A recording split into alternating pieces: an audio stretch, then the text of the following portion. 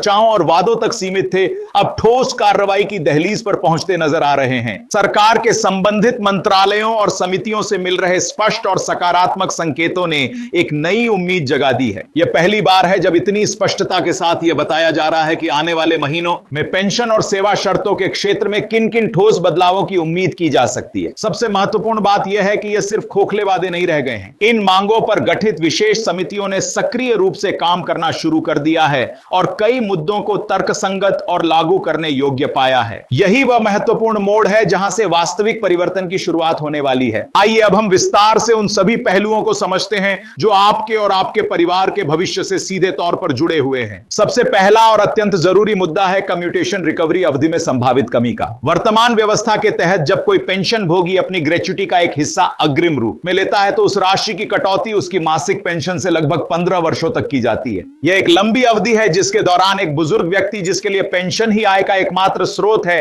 पर लगातार आर्थिक दबाव बना रहता है। हर महीने पेंशन से होने वाली यह कटौती उसकी वित्तीय स्वतंत्रता को सीमित कर देती है। कल्पना कीजिए सेवानिवृत्ति के बाद के यह बहुमूल्य वर्ष जो स्वास्थ्य और सुकून के लिए होने चाहिए, वे इस तरह के वित्तीय बोझ से दबे रहें। लेकिन अब इस स्थिति में बदलाव की एक मजबूत संभावना उभरकर सामने आ रही है। प्रशासनिक स्तर पर चल रही गहन चर्चाओं में इस रिकवरी अवधि को घटाकर 11 या 12 वर्ष करने पर विचार किया जा रहा है। इसका सीधा सा मतलब यह होगा कि लाखों पेंशन भोगियों को 3 से 4 वर्ष पहले ही इस कटौती के बोझ से मुक्ति मिल जाएगी। यह कोई मामूली राहत नहीं है, यह उन वर्षों की पूरी पेंशन का लाभ है जो सीधे तौर पर उनकी जेब में जाएगी। यह अतिरिक्त राशि उनके जीवन स्तर को सुधारने, बेहतर स्वास्थ्य सेवाएं हासिल करने या फिर किसी जरूरी जरूरत को पूरा करने में मददगार साबित होगी। यह बदलाव केवल एक आंकड़े में बदलाव नहीं, बल्कि उन लाखों बुजुर्गों के जीवन में आत्मनिर्भरता और सम्मान लौटाने की दिशा में एक बड़ा कदम साबित हो सकता है। दूसरा विषय जो हर पेंशन भोगी के दिल को सीधे तौर पर छूता है वो है पेंशन पर लगने वाले आयकर का।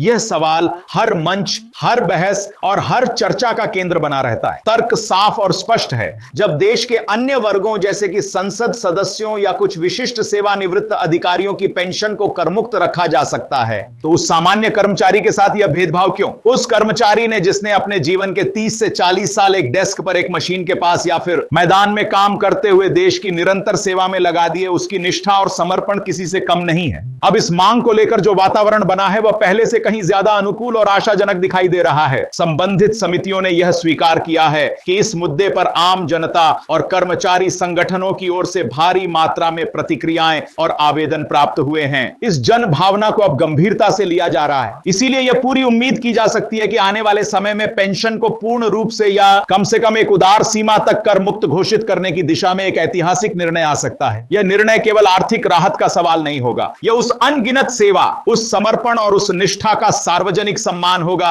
जो एक सामान्य कर्मचारी अपने पूरे करियर में देश के प्रति प्रदर्शित करता है। यह एक न्याय संगत कदम होगा जो सेवानिवृत्ति के बाद के जीवन में गरिमा और वित्तीय सुरक्षा का आधार प्रदान करेगा। तीसरा और अत्यंत संवेदनशील मामला है निश्चित चिकित्सा भत्ते यानी फिक्स्ड मेडिकल अलाउंस में वृद्धि का।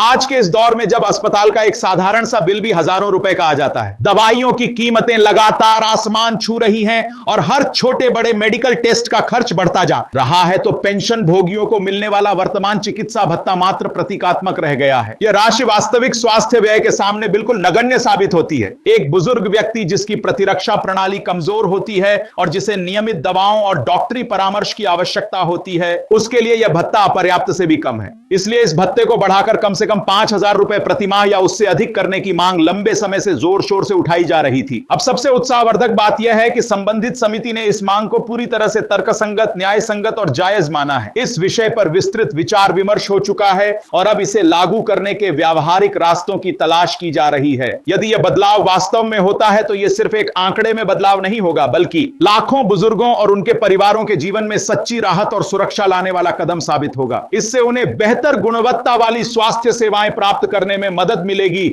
और बीमारी के समय परिवार पर पड़ने वाले अतिरिक्त वित्तीय बोझ में कमी आएगी। यह सेवानिवृत्ति जीवन में स्वास्थ्य के प्रति चिंता को कम करेगा और एक सुरक्षित महसूस कराने वाला वातावरण बनाएगा। अब बात करते हैं महंगाई भत्ते यानी डियरनेस अलाउंस की गणना पद्धति की। कर्मचारियों और पेंशन भोगियों का एक बहुत बड़ा वर्ग यह महसूस करता है कि मौजूदा गणना सूत्र वास्तविक महंगाई की मार को पूरी तरह से कवर नहीं कर पाता। बाजार में वस्तुओं और सेवाओं की कीमतें जिस तेज गति से बढ़ती बढ़ती हैं, डीए में होने वाली वृद्धि अक्सर उस गति से मेल नहीं खाती। इस अंतराल के कारण महंगाई भत्ते का वास्तविक उद्देश्य पूरा नहीं हो पाता। लेकिन अब इस असमानता को दूर करने के लिए एक बड़ा और साहसिक कदम उठाए जाने की संभावना दिख रही है। समिति ने यह स्पष्ट रूप से स्वीकार किया है कि यदि आवश्यकता महसूस की जाती है तो डीए गणना के संपूर्ण फार्मूले पर पुनर्विचार किया जा सकता है। एक नए, अधिक यथार्थपरक और समसामयिक फार्मूले को अपनाने से यह सुनिश्चित हो सकेगा कि महंगाई से मिलने वाली राहत वास्तविक जीवन में होने वाले खर्चों के अनुरूप और पर्याप्त हो। इसका मतलब यह होगा कि पेंशन और वेतन में होने वाली यह वृद्धि अधिक प्रभावी और सार्थक साबित होगी। यह कदम केवल आंकड़ों का खेल नहीं होगा, बल्कि लोगों की क्रय शक्ति को बनाए रखने और उनके जीवन स्तर को स्थिर करने की दिशा में एक मजबूत पहल होगी। इसी कड़ी में एक और महत्वपूर्ण मांग सामने आई है और वह है डीए के त्रैमासिक समायोजन की। वर्तमान व्यवस्था के तहत महंगाई भत्ते का निर्धारण और समायोजन वर्ष में केवल 2 बार किया जाता है, लेकिन हम सभी जानते हैं कि बाजार की गतिशीलता इससे कहीं ज्यादा तेज है। वस्तुओं की कीमतें हर महीने, कभी कभी तो हफ्ते दर हफ्ते बदलती रहती हैं। किसी अप्रत्याशित घटना, संकट या आर्थिक उथल पुथल के दौरान तो यह उछाल और भी तीव्र हो जाती है। ऐसे में 6 महीने का लंबा इंतजार करना कर्मचारियों और पेंशन भोगियों को महंगाई की मार झेलने के लिए मजबूर कर देता है। इसीलिए डीए को हर 3 महीने पर समायोजित करने का प्रस्ताव रखा गया है ताकि राहत अधिक त्वरित और प्रासंगिक मिल सके। इस प्रस्ताव पर भी समिति की प्रतिक्रिया काफी उत्साहजनक और सकारात्मक रही है। यदि यह प्रस्ताव स्वीकार कर लिया जाता है और लागू हो जाता है तो इसका सीधा लाभ यह होगा कि कर्मचारियों और पेंशन भोगियों को महंगाई की मार से राहत मिलने की आवृत्ति दुगुनी हो जाएगी। यह एक गतिशील, संवेदनशील और आधुनिक दृष्टिकोण होगा जो तेजी से बदलते आर्थिक परिदृश्य के साथ तालमेल बिठाने में सहायक सिद्ध होगा। यह नीति निर्माताओं की उस समझ को दर्शाएगा कि वे आम लोगों की रोजमर्रा की चुनौतियों से अवगत हैं और उन्हें दूर करने के लिए तत्पर हैं। और अब उस मुद्दे की बात जिसने पूरे देश का ध्यान अपनी ओर खींचा है, अटके हुए 18 महीने के डीए एरियर्स की। कोविड के उस कठिन और अप्रत्याशित दौर में जब पूरी दुनिया अस्त व्यस्त थी, तब कई वित्तीय निर्णय लिए गए थे। उसी कालखंड में कुछ डीए की किश्तें रोक दी गई थी। आज उस रोकी गई राशि को प्राप्त करने के लिए देश भर के लाखों कर्मचारी और पेंशन भोगी बेसब्री से इंतजार कर रहे हैं। यह केवल पैसों का मामला नहीं है, यह न्याय और हक का मामला है। यह मामला अब देश की सर्वोच्च न्यायिक संस्था सर्वोच्च न्यायालय में है। यह केस उन सभी प्रतीक्षारत लोगों के लिए न्याय की एक जगमगाती किरण बन गया है। यदि न्यायालय का निर्णय इन लोगों के पक्ष में आता है तो सैकड़ों करोड़ रुपए की राशि उनके खातों में जारी की जा सकती है। यह राशि सिर्फ आंकड़े नहीं है, यह उस बुजुर्ग माता पिता की महंगी दवाइयों का खर्च है जिनकी बचत खत्म होती जा रही है। यह किसी परिवार के बच्चे की उच्च शिक्षा का सहारा है। यह किसी का घर का किराया चुकाने का जुगाड़ है। यह उस छोटे से सपने को पूरा करने का मौका है जो सेवानिवृत्ति के बाद टाल दिया गया था। इस मामले को देश के कुछ शीर्ष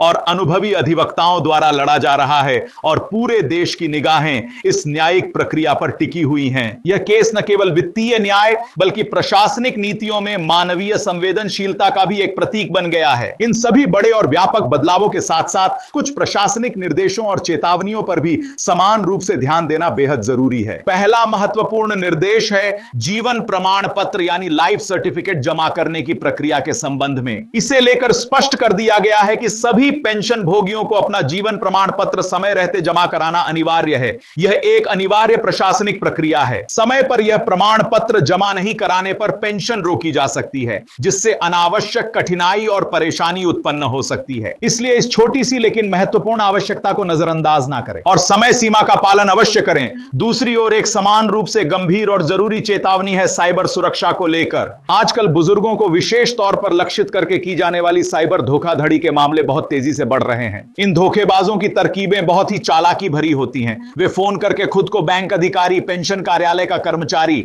सरकारी एजेंसी का प्रतिनिधि, यहां तक कि किसी सहायता कार्यक्रम का अधिकारी बताते हैं। उनका उद्देश्य एक ही होता है, आपसे आपकी निजी और गोपनीय जानकारी हासिल करना। वे आपका नाम, पता, जन्मतिथि, पेंशन खाता नंबर, बैंक खाते का विवरण, डेबिट या क्रेडिट कार्ड की जानकारी और सबसे खतरनाक वन टाइम पासवर्ड यानी ओटीपी मांग सकते हैं। यहां पर हर नागरिक को अत्यधिक सतर्कता बरतनी होगी। यह बात हमेशा याद रखिए, कोई भी वास्तविक बैंक अधिकारी, सरकारी कर्मचारी या कानूनी प्रतिनिधि कभी भी फोन पर, ईमेल में या मैसेज के जरिए आपसे आपका पासवर्ड, पिन नंबर या ओटीपी नहीं मांगेगा। ओटीपी आपकी सुरक्षा की अंतिम और सबसे मजबूत कड़ी है।